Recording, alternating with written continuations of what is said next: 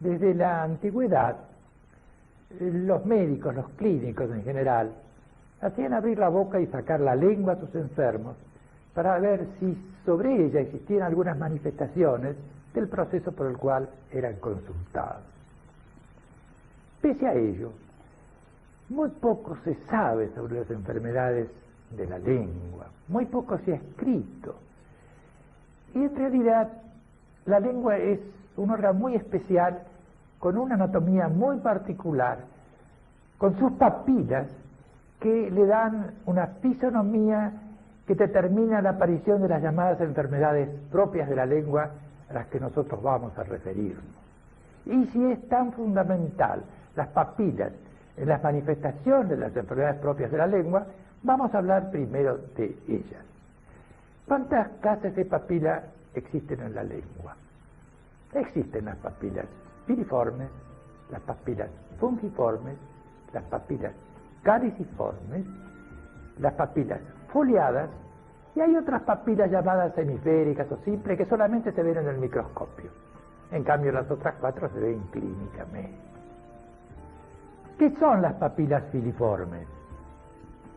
Se ven en el dorso de la lengua, blanquecinas, una cantidad cubre casi todo el dorso de la lengua, y más en los bordes y en las puntas. ¿Y qué función tienen estas papilas? Son las barredoras de la lengua. Al hablar, al comer, limpian la lengua. ¿Y para qué? Para que las papilas gustativas, que ya no tienen, tengan entonces su función mejorada a través de esa limpieza fisiológica que realizan las papilas filiformes. Acá vemos en este caso un enfermo donde se ve de una mitad, la mitad derecha de la lengua está prácticamente despapilada, y en la otra mitad vemos papilas filiformes y papilas fungiformes. Ustedes habrán visto que las filiformes son esas blancas, numerosas, y las fungiformes son esas más rojizas, más pequeñas, que se destacan por el color sobre las papilas filiformes. Estas papilas fungiformes son gustativas. Hay entre 150 y 200 en la lengua y desempeñan esa función a que me he hecho referencia. Y se destacan objetivamente por ese color rojizo entre las partes blancas de las papilas filiformes. Veamos acá, en esta diapositiva, la histología de una papila filiforme. Ven ustedes que es todo una masa epitelial, alargada, y que hay una parte más oscura en la superficie de las papilas filiformes, que es la parte denominada saburra. Entre las papilas filiformes hay un depósito de alimentos, de descamación epitelial, de microorganismos, de algunos cristales que constituyen la denominada saburra, que la lengua trata de limpiarlo en sus movimientos cuando se come o cuando se habla. Ya vamos a hablar de esa lengua saburral, pero lo que quiero decirles en este momento es que es distinta la saburra a lo que se denomina las papilas filiformes. A veces se confunden y uno ve una lengua saburral y no sabe si es saburral o es una lengua con aumento de las papilas filiformes, pero de todas maneras es bueno destacarlo ahora. Veamos esta otra diapositiva histológica de una papila fungiforme. Ven que son completamente distintas. Acá la parte del corion eleva, digamos, el epitelio de la mucosa, que está atrofiado, que está, digamos, sin papilas secundarias, y que tiene, a mayor aumento, no se ve acá, papilas gustativas. ¿Y qué son las papilas caliciformes? Esas papilas caliciformes constituyen la B lingual. Son entre 9 o 11, más o menos, con tienen la forma de una B lingual, con el vértice hacia atrás. Están en el dorso de la lengua, en la parte posterior. Y la última que está de las papilas que son impares, están, la última de la B, la punta de la B, está en lo que se denomina foramen secum. Estas papilas entonces son enteramente gustativas y podemos ver histológicamente el aspecto que tienen. Son como aplanadas, son como un honguito, digamos. El epitelio también es atrófico, y fíjense ustedes en una parte de donde está la circunferencia de la papila, como una glandulita llamada de Ebner desemboca en ese surquito. Y desemboca allí porque quiere limpiar bien a la papila para que tenga esa secreción, desempeña la función de limpiar bien la papila para que desempeñe mejor su función gustativa. Esas papilas de la B lingual se confunden a veces un poquito con las papilas foliadas, que son distintas, por lo menos en el hombre. Las papilas foliadas están en el tercio posterior de la lengua, son 3 o 4 como pliegues de la mucosa en el borde posterior. Uno a veces tiene que tirar la punta de la lengua para ver las papilas foliadas en el fondo, en los dos lados, y son como pliegues de la mucosa, que acá desempeñan, aunque se parezcan a veces a las papilas caliciformes, son distintas, son órganos, folículos linfoides, órganos de defensa, aunque en algunos animales también desempeñan funciones gustativas, por eso la apariencia clínica semejante. Veamos las papilas foliadas en esta paciente y veamos después la histología de estas papilas foliadas, que en realidad tienen la apariencia de un folículo linfoide. Bueno, hemos hablado algo de la función, de la anatomía, de la histología de estas papilas, y corresponde ahora entrar en la que se denominan enfermedades propias de la lengua, en base a lo que hemos enunciado, esa constitución anatómica distinta a cualquier otro órgano de la economía. ¿Y cuáles son esas enfermedades propias de la lengua? Hay muchas. Una de ellas es la llamada glositis romboidal, otra es la lengua escrotal, otra es la lengua geográfica, otra es la lengua vellosa, otra es la lengua saburral, a la cual ya hemos hecho alguna referencia. Hay unas papilas foliadas a veces hipertrofian y constituyen lo que se llama la papilitis foliada. Y hay una enfermedad de la lengua en que no se encuentra patología sobre ella y que nos vamos a referir después y que es muy, muy, muy importante y que se denomina glosodinia esencial. Y todavía hemos dejado de lado las despapilaciones de la lengua, que a veces son fenómenos, a veces son manifestaciones que se producen en diversas enfermedades, y ya que hablamos de despapilaciones y de difusas, digamos que esencialmente en las anemias y en un proceso que se llama enfermedad de Sjögren o síndrome de Sjögren, que es de mucha importancia para los que estudian enfermedades de la boca y aún para los clínicos, porque tienen manifestaciones de todo tipo, no solamente a nivel de la lengua, sino de los ojos y de otros sectores. De manera que es un proceso muy, muy importante y que la lengua puede verse absolutamente despapilada. Y entremos en el estudio de la llamada lengua vellosa. ¿Qué significa esto? La hipertrofia de las papilas filiformes. Veamos este caso con las hipertrofias de las papilas filiformes que se ven en la parte posterior en este caso, porque generalmente empiezan a hipertrofiarse las papilas filiformes, precisamente en esta lengua vellosa, empiezan en la parte posterior y se vienen hacia adelante. A veces constituyen como una cabellera, dan náuseas porque molestan en la parte posterior de la lengua, se aglutinan entre ellas y la mayoría de las veces son de color negruzco. Por eso que todo el mundo habla de lengua negra vellosa, pero en realidad hay que hablar de lengua vellosa, porque a veces, en la mayoría de los casos, son negras, pero otras veces son blancas y aún de otras coloraciones, que está en relación con la clase de microorganismos que pueden producir esas decoloraciones. Veamos otro caso de lengua vellosa, ya a mayor aumento, y acá a mayor aumento todavía otro caso de lengua vellosa. Veamos otro caso donde ya no se ve solo en la parte posterior, sino en el dorso de la lengua, en casi toda su extensión. Veamos otra lengua vellosa, pero blanca esta vez. Ven ustedes que está aumentada las papilas filiformes, la hipertrofia de las mismas, pero es blanca. Y este otro caso donde también vamos a ver una lengua blanca, vellosa. Veamos ahora la histología de esta lengua vellosa.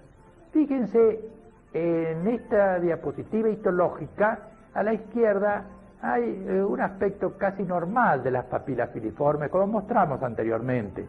Pero fíjense en la derecha cómo hay un aumento de las papilas filiformes que constituyen lo que se denomina lengua vellosa. ¿Y cuáles son las causas de esta lengua vellosa, generalmente negra vellosa? Son tantas, son múltiples, dependen de factores locales, de factores generales, que cuando viene un enfermo con lengua vellosa, uno se desespera en encontrar la causa que puede producirlo para tratarla. Fíjense, acá hay una serie de causas que vamos primero a entrar en las locales. La gente que fuma suele tener lengua vellosa. Cuando ponen antibióticos en la boca, por ejemplo, trociscos de algún antibiótico, especialmente de penicilina, uriomicina, la lengua se ve vellosa. Cuando lo mismo cuando se ponen trociscos de corticoides por alguna causa, la lengua se ve vellosa.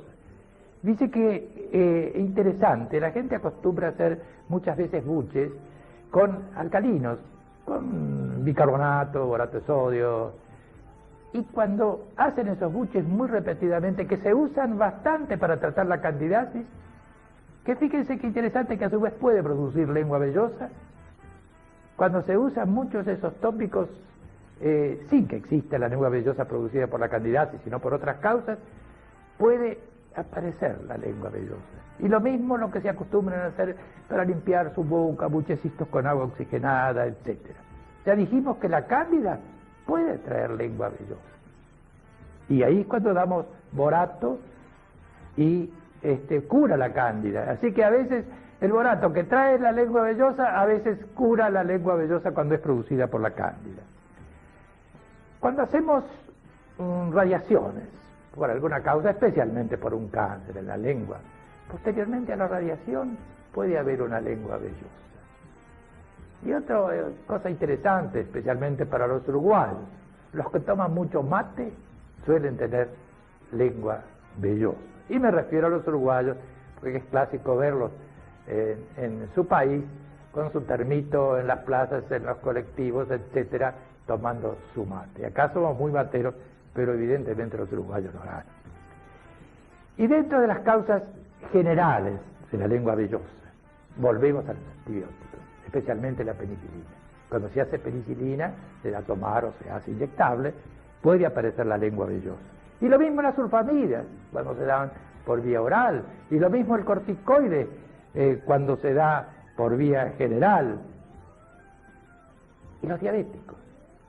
Los diabéticos siempre cuando hay una lengua vellosa, uno acostumbra a ver si no es por la cándida, hay que pedirle o por estos casos, estas causas que hemos citado, pero uno acostumbra a pedir una glucemia porque puede ser un diabético. Y los enfermos febriles también pueden tener lengua vellosa. Bueno, ¿cómo hacemos para tratar esta lengua vellosa? Como siempre dijimos, hay que estudiar al enfermo.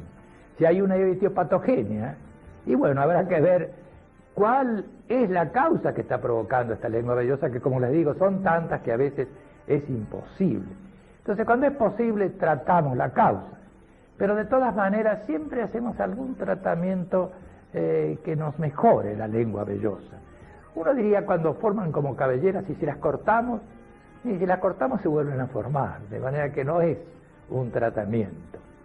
Un tratamiento clásico es la podofilina, la resina de podofilina en glicerina y alcohol, entre un 5 y un 15%. Hacer pincelaciones en la lengua y evidentemente mejora la lengua vellosa. Lo que hay que prevenir al enfermo que no vaya a tragar el podofilino, es decir, que lo coloque pero después haga un buche para que el podofilino no sea digerido. También lo mismo se puede hacer en la solución gliceroalcohólica, el ácido salicílico al 5%.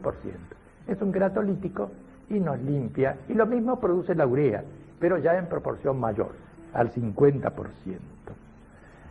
Otro tratamiento que es interesante, al enfermo no les gusta porque les colorea mucho la lengua, les tiñe, a veces hasta le mancha los vestidos, es un colorante, azul de metileno, fucina. Los colorantes tratan al mismo tiempo los microorganismos y las cándidas que pueden provocar la lengua vellosa.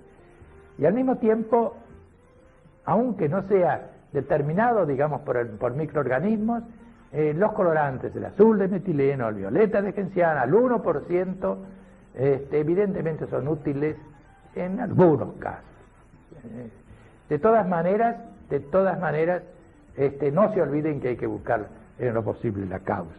Y si quiero citar más, puedo decir trociscos de vitamina A, cloruro de benzalconio al 1 en 3000, es decir, que hay una cantidad tan grande de tratamientos de la lengua vellosa que sería imposible dar toda la lista, pero me he referido a los más importantes, primero entonces la etiopatogenia si es posible, y después dentro de los que nosotros hemos considerado, sobre todo en primer lugar.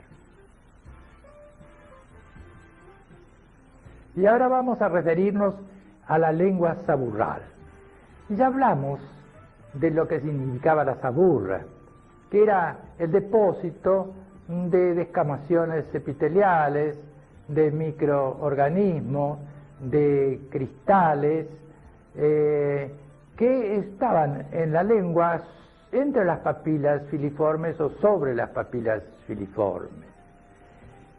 Fíjense ustedes en este caso lo que es una lengua saburral, ese aspecto blanquecino que recuerda algo de la lengua blanca vellosa, pero acá hay solo saburra.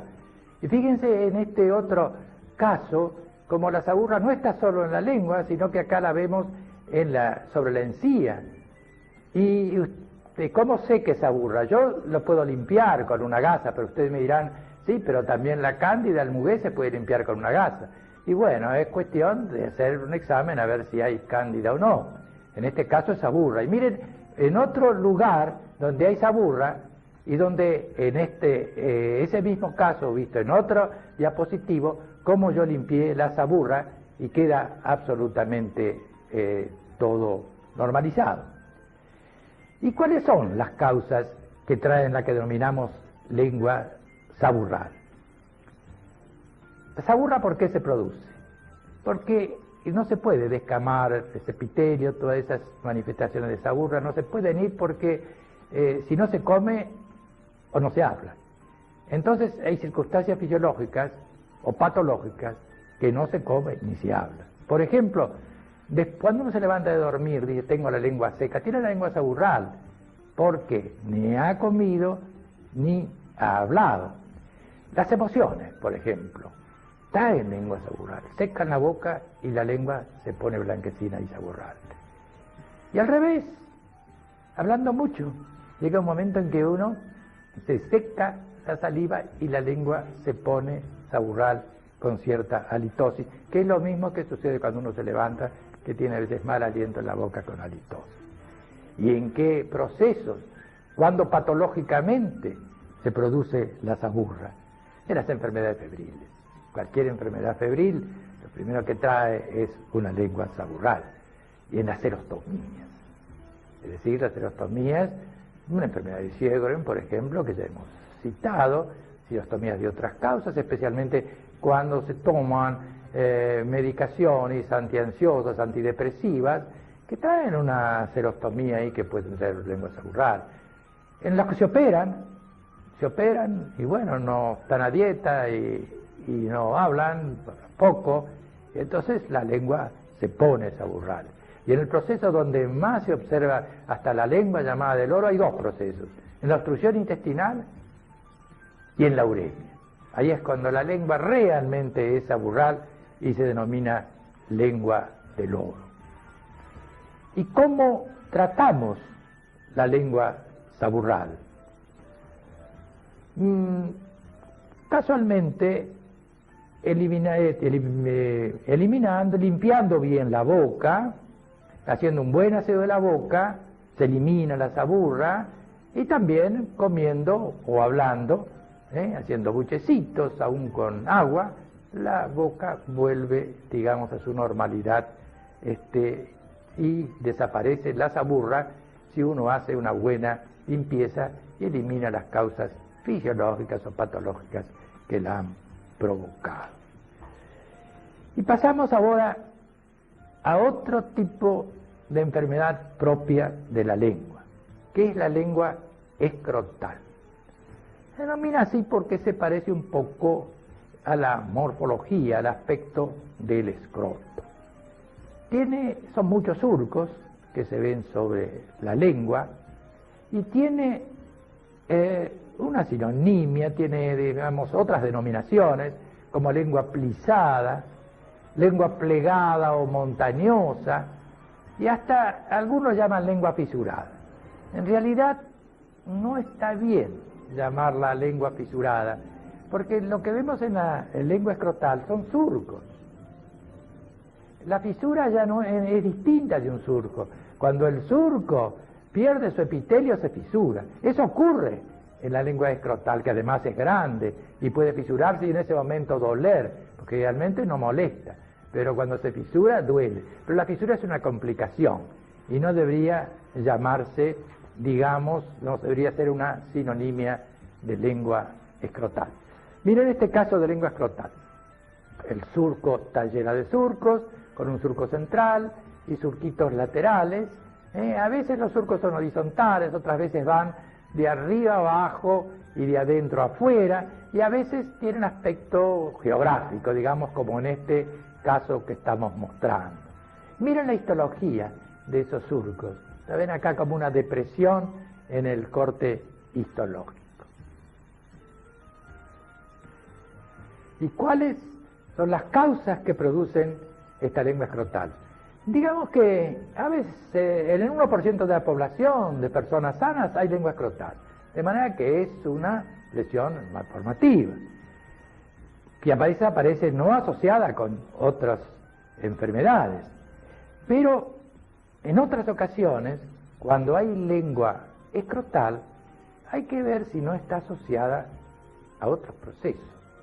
Por ejemplo, hay un síndrome de Merkelson-Rosenthal, en donde hay una infiltración edematosa no inflamatoria de la cara, especialmente de los labios, que se llama macroqueiditis, de Michel se llama, que se asocia a veces a una parálisis facial y que tienen lengua escrotal. No todos los casos, pero un 25% de los casos del síndrome de Merkelson-Rosenthal aparece con lengua escrotal, lo que no se veía en la mayoría de las personas sanas, que era el 1%.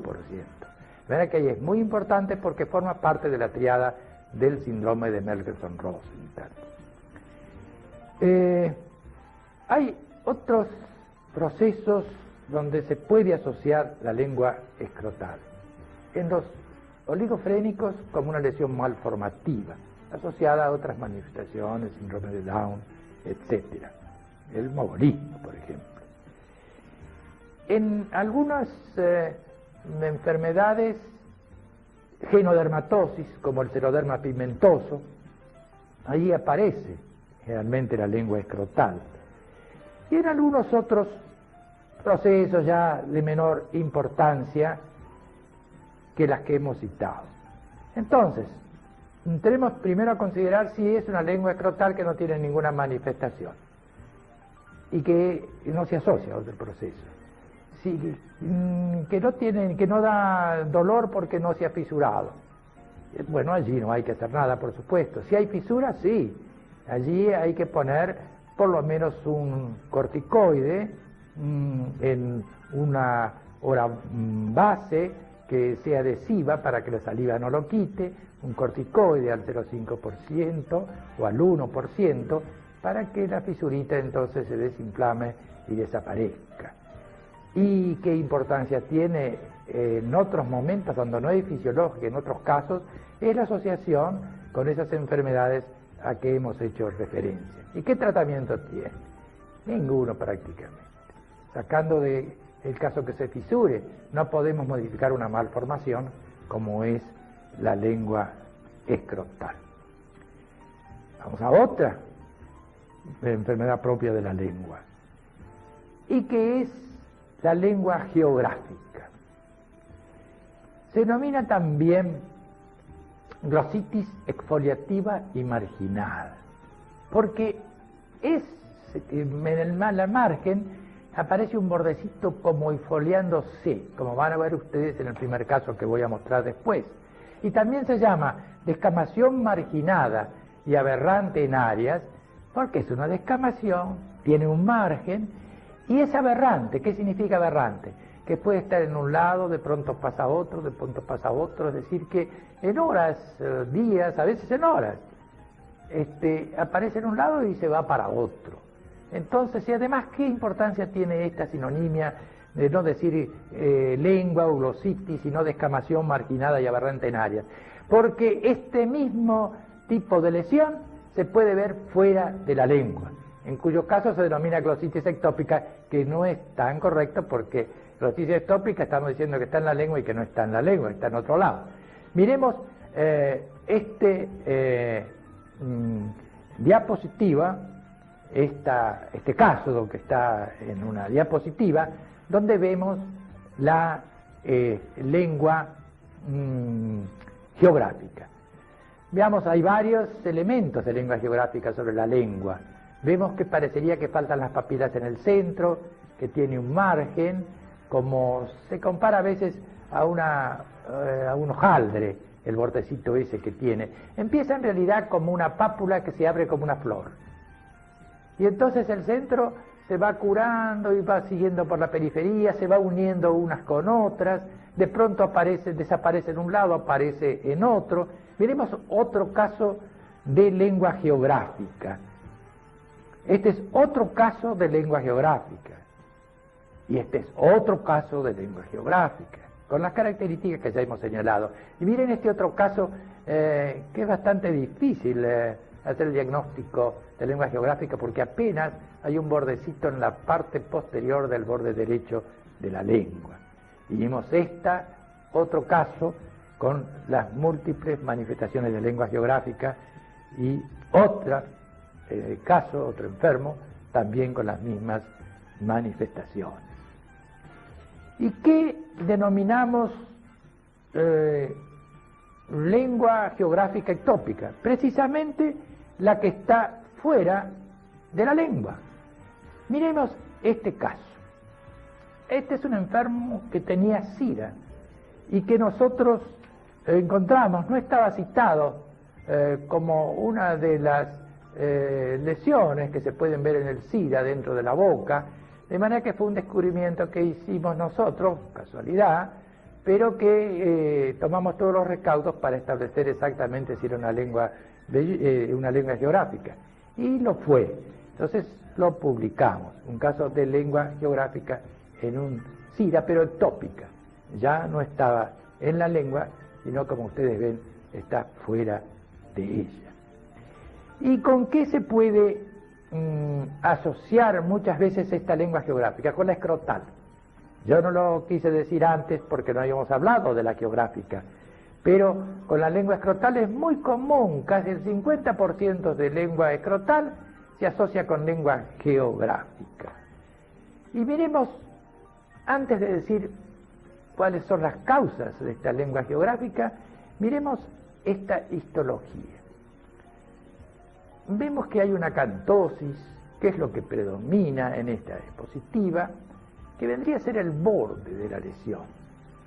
Pero después se disgrega esta cantosis produciendo algo de esponjosis, cuando ya se va disgregando y va llegando a la normalidad la parte céntrica de la lesión, que aún no se formaron las papilas, pero que ya no hay más en el centro ese rodete, esa lengua de tipo hojaldre. ¿Y qué más vemos en la diapositiva? En las dos que mostramos hemos visto como las papilas son largas, llegan casi al límite con el epitelio de la mucosa y con algún vasito, que es lo que se ve especialmente en la psoriasis. Por eso que algunos dicen que la lengua geográfica es una manifestación de psoriasis en la boca. Tiene algunas características. Y lo interesante que van a ver ustedes, ahora que hablemos de las causas, cómo la psoriasis se ve asociada a la lengua geográfica. ¿Qué es la lengua geográfica? Es una displasia, una malformación. Pudiera ser, aparece en una edad temprana, hay casos familiares, hay asociado a lengua escrotal y asociado a otras malformaciones. De manera que lo displásica, pongámoslo con un signo de interrogación, pero es posible que lo sea, malformativa o displásica.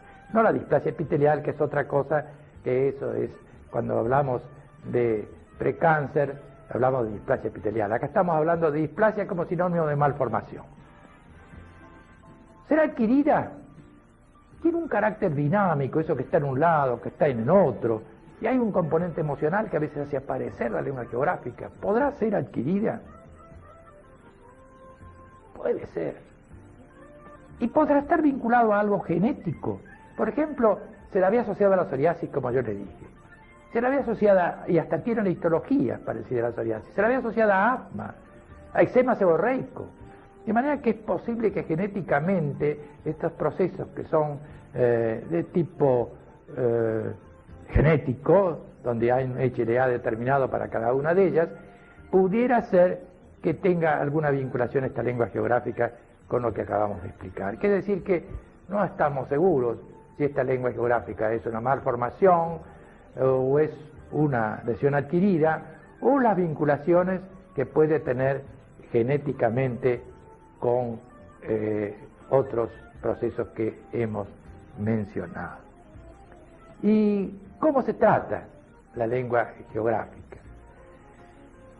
Bueno, el enfermo a veces cuando ve eso se asusta, piensa ¿qué tendré yo? Porque generalmente no se miran la lengua, pero cuando las miran y ven eso se asustan.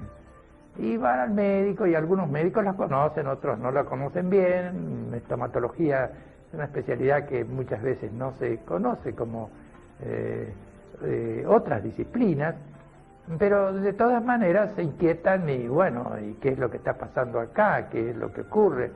Y bueno, se hace el diagnóstico de lengua geográfica, él conoce bien las cosas, el enfermo a veces tiene alguna pequeña molestia por su lengua geográfica, y entonces se trata como tratábamos la fisura de la lengua escrotal, con un poquito de corticoides, con alguna orobase, pero le explicamos al enfermo que no es nada malo, buscaremos procesos que puedan asociarse, pero le explicamos que no es ninguna lesión que tenga que preocuparse ni que se pueda transformar en nada malo.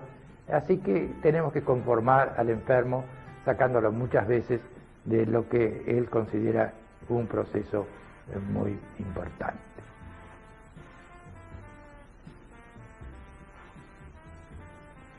Espero no haberlos cansado con tantas enfermedades de la lengua propias, pero hay más. Hay una llamada glositis romboidal que es interesante, Fíjense ustedes que en la parte posterior de la lengua, ahí cerca de la vena lingual, en el dorso, en la parte posterior, a veces se ve como una lesión que es rómbica, se llama glositis romboidal, por eso, glositis de Brock o de Brock-Potrier, porque fueron los que la describieron. Y esa lesión, cuando uno la mira, pasa algo como con la lengua geográfica, peor todavía.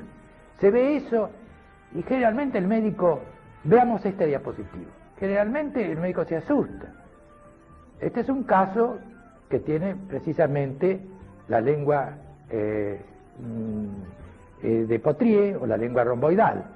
Fíjense ustedes, para el que no conoce bien estomatología, si esto no puede parecer un proceso importante y hasta un cáncer. Y es oncofóbica. Cuando se ve esta lengua romboidal, es oncofóbica a veces no solo para el enfermo, sino que el médico piensa que puede tratarse de un cáncer en ese lugar. Y bueno, yo le diría que no se transforma esta glositis romboidal en cáncer, nunca, pero que a veces puede aparecer en ese sitio un cáncer, y a veces por todos los tratamientos que se hacen sobre una lesión, que es una lesión que prácticamente se la considera malformativa, aunque vamos a ver que puede tener otras etiopatogenias. Miremos este otro caso de glositis romboidal. ¿Se dan cuenta ustedes a mayor aumento lo que puede observarse? Y miren este otro caso donde ya es poco elevada, porque a veces en lugar de ser el centro elevado así con lobulaciones, es planito. Y miren este otro caso, ya más planito y donde uno piensa que está el problema, si es una lengua escrotal o es una candidasis que está ubicada en ese sitio. Y ahí viene la confusión. Y miren este otro caso, también es lengua rómbica, es lengua romboidal o es una candidasis, porque a veces se complica con cándida y otras veces es una cándida pura y no tiene nada que ver la lengua romboidal. Y miren este otro caso. Aunque encontremos cándidas, tenemos las dudas si esto es una glositis romboidal asociada con cándida. Y miren este otro caso, parecía una candidiasis, y miren este otro caso pareciendo una candidiasis, miren este otro caso donde hasta se ve una manchita blanca en el centro que uno sugiere que es una candidiasis. Pues sugiere en principio, después habrá que demostrarlo. Muy bien, hemos mostrado las lenguas romboidales. ¿Cuál es la causa? Pasa algo semejante a la lengua geográfica.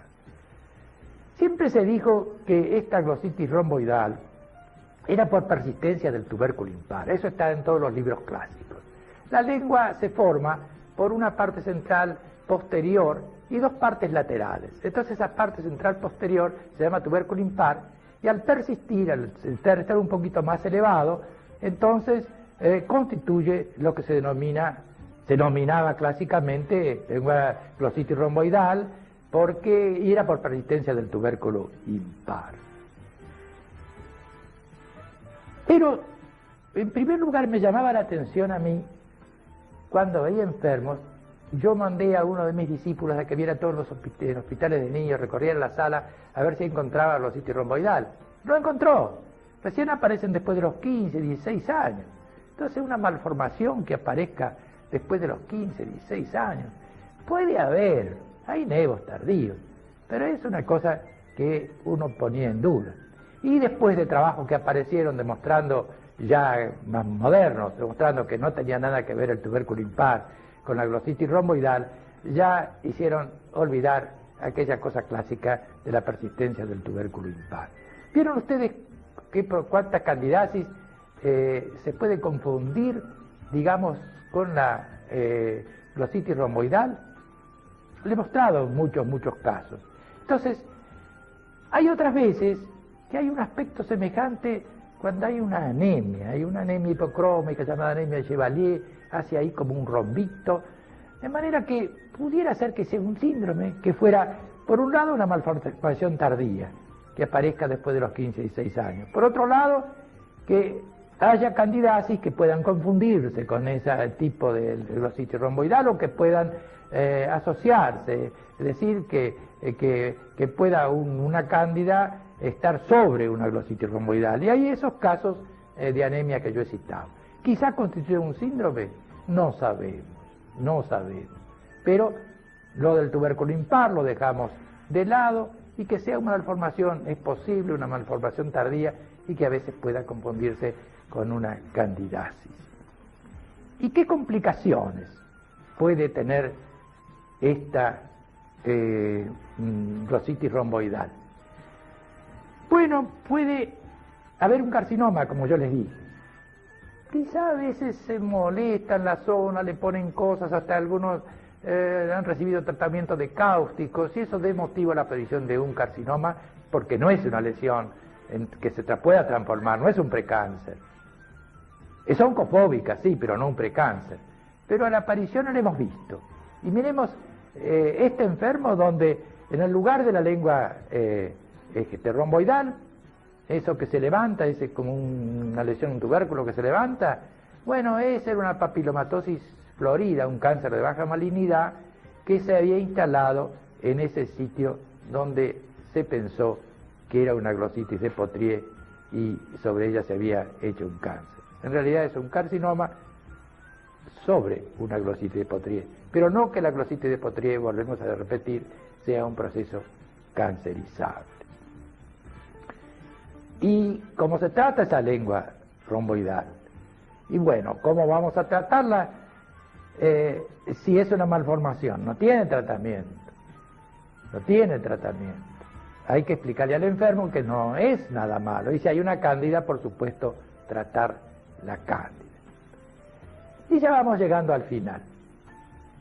Nos toca ahora referirnos a papilitis foliada. ¿Se acuerdan ustedes que había unas papilas foliadas en el tercio posterior de la lengua, en el borde, que había que tironear la lengua para verlas? Existen normalmente.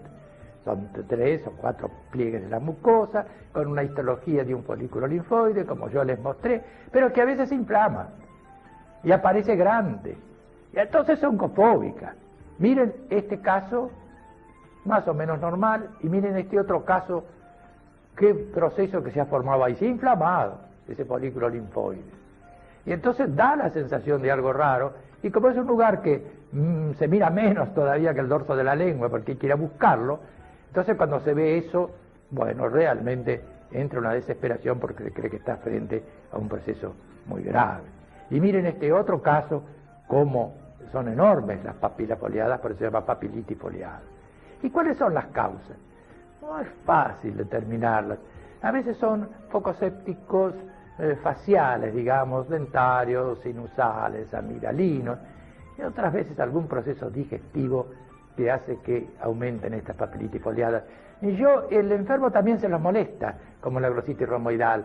Se pone algún remedio, se toca, a veces se ponen cáusticos, y cuidado de no irritar porque toda irritación en la boca puede traer un cáncer, pero si no se lo molesta, ninguna papilitis foliada va a traer de por sí un cáncer. Y veamos despapilaciones linguales. Yo hablé al principio, miren esta gran despapilación de la lengua. Bueno, ¿y cuándo observamos estas despapilaciones de este tipo, así, de casi toda la lengua, no en focos, sino así general? Les dije antes, la enfermedad de Sjögren, el enfermo abre la boca y se la ve despapilada, a veces de un color violáceo, de un color rojizo, pero despapilada. ¿Y dónde más, además del Sjögren? En las anemias. Entonces, cuando uno ve una lengua totalmente despapilada, piensen si no es un Sjögren o si no es una anemia. Hay otros procesos menos importantes, pero esos son los dos que tienen que fijar la atención cuando ven lengua despapilada. Y aunque no sea una enfermedad propia de la lengua, les voy a mostrar una úlcera traumática de la lengua acá en este enfermo. Cuidado, porque esa es la lesión precancerosa o cancerizable más corriente actualmente en los cánceres de la lengua. No es una enfermedad propia, es producida por traumatismos dentarios o protéticos, pero debo mostrarlo a cuadro de lengua porque es la forma de hacer profilaxis del cáncer de la lengua. Y ya falta muy poquito, pero hay un proceso que yo tengo que hablarles, y que es la glosodinia esencial, que al principio algo dije al respecto. ¿En dónde se ve la glosodinia esencial? Se ve en mujeres. Se ve en mujeres después de los 60 años. Vienen con dolores, sensación de quemazón en la lengua, ardor, a veces más en los bordes y en la punta de la lengua. Los dolores se acentúan, a la mañana se levantan bastante bien, y al correr del día, mediodía, ya a la noche, ya no toleran los dolores. Movilicen a todos los familiares, porque han recorrido toda clase de especialistas, van primero al clínico, después al otorrino, después van al dermatólogo, al estomatólogo, y no se encuentra ninguna causa que justifique todas esas molestias. Casi muchas tienen prótesis y achacan que eso empezó desde que se colocaron su prótesis, es decir, que le echan la culpa al dentista. Y no encontramos ninguna causa, pero sí, estas enfermas tienen depresión y ansiedad. No hay nada en la lengua, no encontramos nada. A veces yo digo, mire esto acá que tengo cortado, y le llamamos fisuras imaginarias. No tiene nada, es normal esa lengua.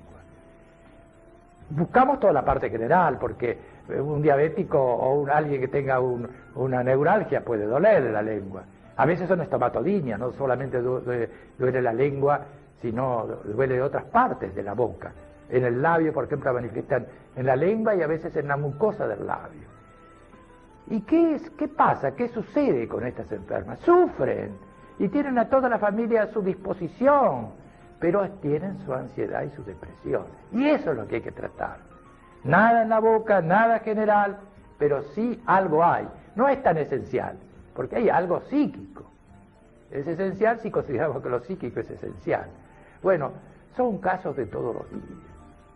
Yo veo todos los días clozodinia esencial que realmente no conmueven solamente al enfermo, sino a la familia.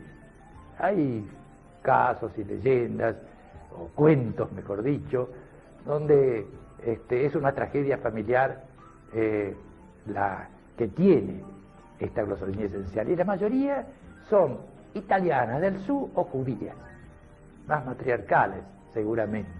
Y cuando los hijos se van, cuando se casan, se quedan solitas, allí empiezan sus fenómenos de angustia y depresión. Y hay que tratarlas combinando medicamentos donde se pueda tratar la depresión y donde se pueda tratar la angustia. Si uno equilibra bien esos medicamentos en cada uno de los enfermos, vienen y por lo menos no ocurre como antes, que no le dábamos tanto valor a esa parte psíquica, estoy peor cuando dábamos algún tratamiento. Ahora vienen y dicen, estoy mejor, que es lo que uno por lo menos esperaba. Le voy a mostrar este último caso. Trata de un enorme linfangioma de la lengua. En estas dos diapositivas de este enfermo puede verse esta monstruosidad. Sin embargo, con resecciones quirúrgicas hechas en varios tiempos, es posible lograr que esta lengua adquiera cierta normalidad y la enferma pueda hablar y comer como cualquiera de nosotros. Y ahora, finalmente, están viendo ustedes la cara del sabio Einstein, pero sacándoles la lengua, para los que no creían en su teoría de la relatividad. Muchas gracias.